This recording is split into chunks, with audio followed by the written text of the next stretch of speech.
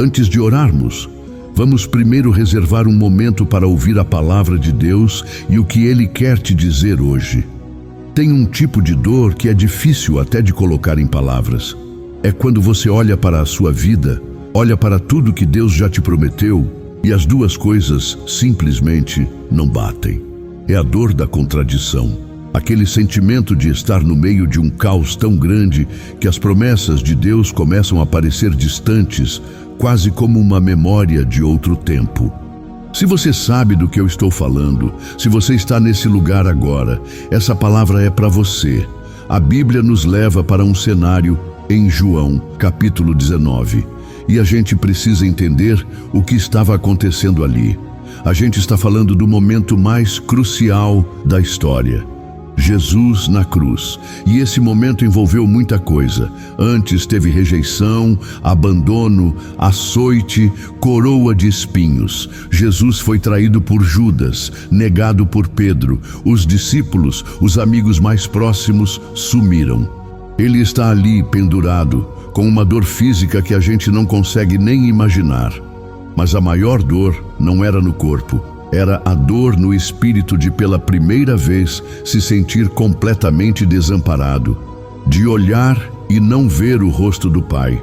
Se a gente que tem o Espírito Santo às vezes se sente sozinho, imagine o que foi para ele carregar o peso de tudo, absolutamente só. E no meio desse cenário de trevas, de vergonha, de humilhação, tem um homem de pé olhando para tudo aquilo.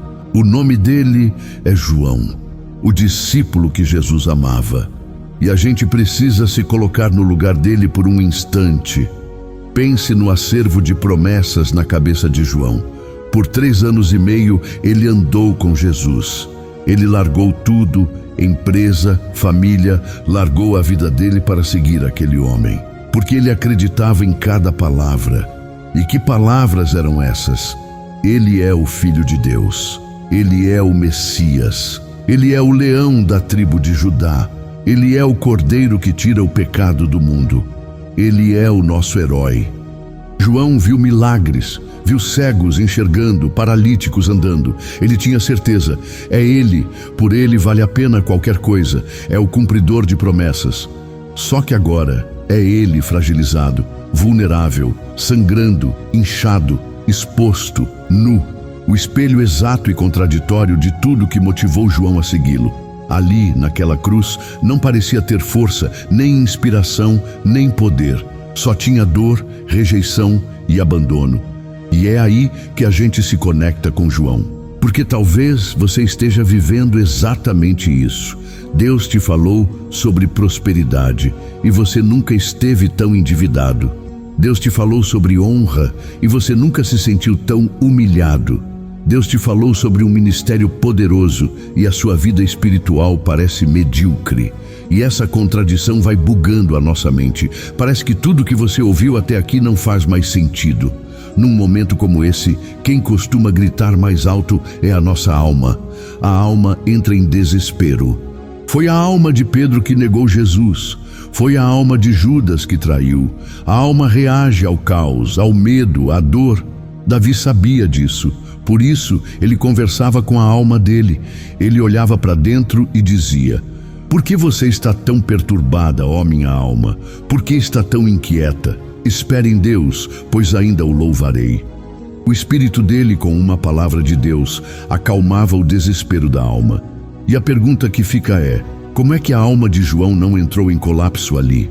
Como é que ele conseguiu ficar de pé, no meio do caos, quando todos os outros correram? A resposta é simples e poderosa. Só tem uma coisa que a alma obedece: a palavra de Deus. João não entrou em desespero porque ele tinha consciência de qual era a palavra que estava regendo aquele momento. Veja o que o texto diz. Os soldados pegaram as vestes de Jesus, rasgaram, pegaram a túnica, que era uma peça única, e lançaram sortes sobre ela. No campo humano, o que está acontecendo ali? Vingança, zombaria, humilhação, maldade pura. É o que qualquer um veria. Mas João conhecia a palavra. Ele sabia de cor as profecias de Isaías sobre o Messias. Então, enquanto ele está vendo aquela cena horrível, ele não dá vazão à sua carne, porque ele interpreta aquele cenário. Ele entende que aquilo tudo, na verdade, é o cumprimento de uma palavra que já estava escrita. A palavra era exatamente esta: repartiram entre si as minhas vestes e sobre a minha túnica lançaram sortes. Isso muda tudo. Para quem não tem a palavra, aquela cena é só tragédia. Mas para João, que estava debaixo da palavra, aquela cena era propósito. A maldade daqueles soldados era a palavra se cumprindo. A zombaria deles era o plano de Deus em movimento. Toda aquela humilhação estava servindo a um plano divino. E é aqui que Deus quer falar com você hoje. O que faz você manter o equilíbrio no meio do seu caos não é a ausência de problemas. É o entendimento de que, se você está debaixo de uma palavra de Deus, tudo, absolutamente tudo, está cooperando para o cumprimento dessa palavra. Isso significa que a pessoa que está te perseguindo no trabalho, sem saber, está contribuindo. A situação que parece uma humilhação, sem saber, está te empurrando para o seu propósito. O inimigo pensa que está te afrontando, mas na verdade ele está debaixo da batuta do Espírito Santo, sendo usado como um peão para que a palavra de Deus na sua vida se cumpra. Jesus sabia tanto disso que na cruz ele ora pelos soldados e diz: Pai, perdoa-lhes porque não sabem o que fazem. Ele estava dizendo: Pai, esse pecado específico, o da veste, o da túnica, o da zombaria, perdoa, porque eles só estão fazendo isso para que a palavra do profeta Isaías se cumpra. Você entende a profundidade disso? Você não vai ficar desequilibrado com quem está fofocando, com quem está se levantando contra você. Porque hoje Jesus te trouxe aqui para dizer que todas essas coisas cooperam para o bem, segundo o propósito original do plano dele para a sua vida. Debaixo de uma palavra, até quem te odeia te ajuda. Então, o que significa na prática estar debaixo de uma palavra? O que é ter de Deus uma palavra na sua vida? A Bíblia nos leva lá para o comecinho de tudo, Gênesis 1. A imagem que ela pinta é de um caos completo. A terra era sem forma e vazia. Havia trevas, escuridão total. E o texto diz que o Espírito de Deus se movia sobre a face das águas. Agora, preste muita atenção nisso, porque aqui está uma chave poderosa. O Espírito de Deus, o poder de Deus, estava em movimento. Mas eu te pergunto, o que estava acontecendo? Nada, absolutamente nada. O poder estava lá, se movendo, mas o caos continuava sendo caos. Até que o versículo 2 diz: E disse Deus, haja luz. E o que aconteceu? Houve luz. E a partir daí, a cada palavra que Deus liberava, o caos ia se transformando em ordem. A escuridão dava lugar ao dia. A água dava lugar à terra seca. A vida começava a surgir. O que isso nos ensina? Que onde houver a palavra de Deus, haverá manifestação de poder. O poder que já estava ali, se movendo, só foi ativado. Só encontrou uma direção quando a palavra foi liberada.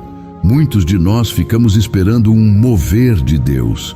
E isso é bom, mas o que a Bíblia nos mostra é que o mover não traz a palavra.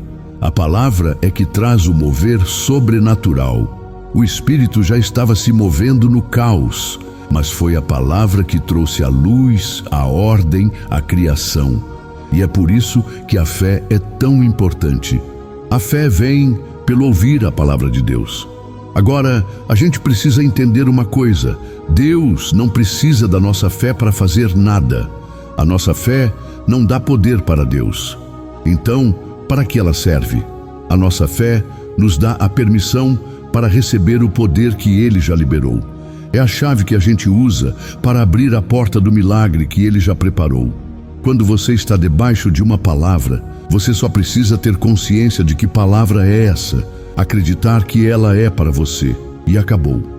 A palavra vai se cumprir. E essa forma de olhar para a palavra, de entender que ela não é só um livro antigo, mas uma ferramenta de poder para a nossa vida hoje, é exatamente o que a gente busca fazer juntos aqui, toda semana.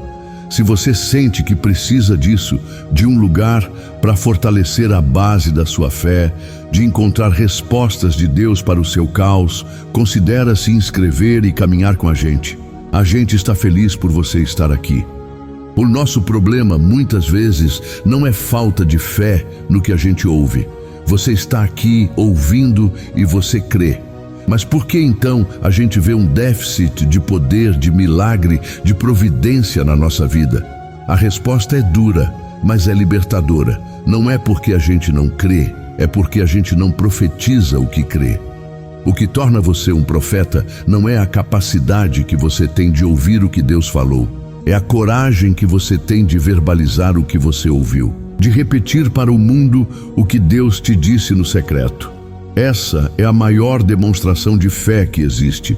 É você estar dentro de um consultório, o médico te dar um laudo que diz que você só tem 1 ano de vida, e você, em vez de desabar, olhar para ele e dizer: doutor, esse é o laudo da medicina, mas eu sirvo ao médico dos médicos, e a palavra dele sobre mim é que por suas feridas eu fui curado. A gente pode passar horas aqui ouvindo a palavra, mas a transformação acontece quando a gente pega o que ouviu e começa a falar. A gente precisa entender que o poder de Deus se manifesta no físico. Não adianta só pensar: se Deus falou, Ele vai fazer. É por isso que a vida de muitos de nós está parada. A gente tem a palavra, tem a promessa, mas a vida continua a mesma. A gente faz campanha, faz jejum e nada quebra. E sabe por quê? Porque a gente não está lutando contra demônios. A gente está lutando contra uma mentalidade reduzida. Você não é ruim de crer. Você ama a palavra, mas tem um defeito, um buraco no tempo profético da sua vida. Você ouve, você crê, mas você não verbaliza. E por que a gente não verbaliza? Porque a gente acha que se Deus falou, Ele vai fazer e pronto. A gente fica esperando. Mas Deus está dizendo hoje: eu não vou fazer o que eu já coloquei na tua boca autoridade para fazer acontecer. Pense na visão que Deus deu a Ezequiel. Ele está no meio de um vale de ossos secos, um cemitério, e Deus pergunta: filho do homem, esses ossos podem viver? E Deus mesmo dá a ordem: profetiza, diga a esses ossos secos, ouçam a palavra do Senhor. Quem está falando isso? Deus. Falando para quem? Para Ezequiel. Mas enquanto Deus está falando, nada acontece, nenhum osso se mexe. Agora, por que quando Deus fala, nada acontece? A palavra de Deus teria mais poder na boca de Ezequiel do que na boca do próprio Deus. Claro que não. Mas quando Ezequiel começa a falar, quando ele começa a repetir o que Deus falou, aí tudo muda. Um vento começa a soprar, cada osso começa a se juntar ao seu osso, e um exército poderoso se levanta. Como isso é possível?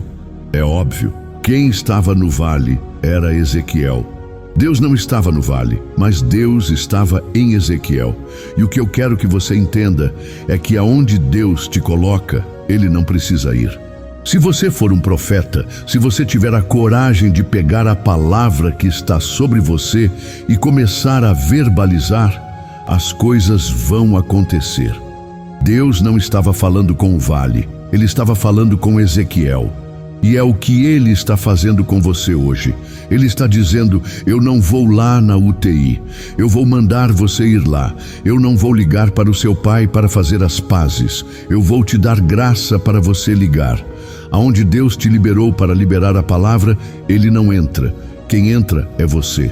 E aí, Ele entra na sua voz. Voltando para a cruz, a gente vê essa dinâmica acontecendo. Primeiro, os soldados fazem o que fazem, cumprindo a palavra sem saber. Depois é a vez de Jesus. Ele vê que tudo já está quase consumado. Ele conhecia a palavra. Só faltava uma coisa: o vinagre. Então ele diz: tenho sede. E quando ele bebe o vinagre, ele diz: está consumado. Acabou. O que isso nos ensina? que quando você sabe qual é a palavra que está sobre a sua vida, você tem o poder de acelerar o processo. Quer acabar com essa luta? Quer fechar esse ciclo de sofrimento? Engole o amargo. Bebe logo esse vinagre. O vinagre é a parte mais difícil. A gente aguenta o soco, o açoite, a traição, porque quando a gente sobrevive a tudo que fazem com a gente se sente um guerreiro, um sobrevivente. Isso, de certa forma, alimenta nosso orgulho. O difícil é quando o processo para na gente. Quando Deus diz, agora é você engolindo o seu orgulho, é você pedindo perdão por algo que não fez, é você descendo do seu pedestal. Minha avó tinha um ditado: o que é um ralado para quem já está todo quebrado? O Senhor está dizendo, olha para a sua vida, para tudo que você já passou. Vê se não vale a pena engolir esse orgulho e acabar logo com esse processo. E por fim, depois que os soldados fizeram e depois que Jesus fez, quem age é a palavra. Jesus morreu. Os soldados receberam a ordem de quebrar as pernas dos crucificados. Quebraram as do primeiro, quebraram as do segundo. Mas o texto diz que, chegando em Jesus, eles não puderam quebrar. Por quê? Porque sobre ele havia uma palavra que dizia, nenhum dos seus ossos será quebrado. Nessa hora, Jesus estava vivo ou morto? Morto. Morto se defende? Morto reage? Não. E talvez você tenha chegado nessa fase. Você está no lugar, mas não pode mais reagir, não pode mais falar, não pode mais lutar. Você se sente morto, vencido, sem forças. E agora, primeiro eles fazem, depois você faz, e por fim, a palavra faz sozinha. Você pode estar morto, mas a palavra de Deus é viva. E ela vai se mover para preservar a sua estrutura. Ela vai entrar em áreas do seu casamento, onde você não pode mais conversar. Vai entrar na sua família, onde você não tem mais acesso. Vai entrar na sua empresa, onde você não pode mais sugerir. A palavra vai se mover por você. E por que a estrutura era tão importante? Porque pode fazer o que for com o corpo, só não pode quebrar a estrutura. Enquanto houver estrutura, há reforma. A nossa vida é a mesma coisa. Podem te caluniar, te açoitar, te prender, mas se a sua estrutura, a sua fé em Cristo estiver preservada, Deus vai te reformar e você vai se levantar de novo. E essa verdade de que a sua estrutura não será quebrada é poderosa demais para ficar só na sua cabeça. A gente precisa selar isso no nosso espírito, fazer um ato profético que declara a nossa fé. Por isso, eu quero te convidar a fazer algo importante agora. Vai nos comentários e escreva esta frase, não como um simples comentário, mas como a sua oração, a sua declaração de guerra contra a dúvida. A minha estrutura não foi quebrada. Agora, vamos reservar um momento para orar juntos. Deus, eu estou aqui e, para ser sincero, eu chego cansado de tentar entender o caos, cansado de olhar para a minha vida e para as tuas promessas e não ver as coisas se encaixando. Minha cabeça está a mil, meu coração está pesado. Eu nem sei direito o que dizer, mas eu precisava vir falar com o Senhor.